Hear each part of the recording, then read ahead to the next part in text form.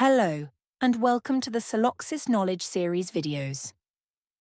In this video, we will talk about why a work item might not be visible on the timesheet. The tasks that you can select on the timesheet are controlled by the Filter Items option, so you need to check the filters you have applied if work items are not showing up. To do this, navigate to the plus sign, plus, then select Timesheet, followed by Filters and Options.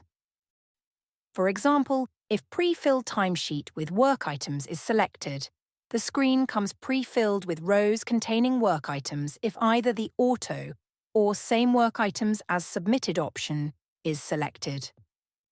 Similarly, there are other filters that might be causing your work items to not show on the timesheet.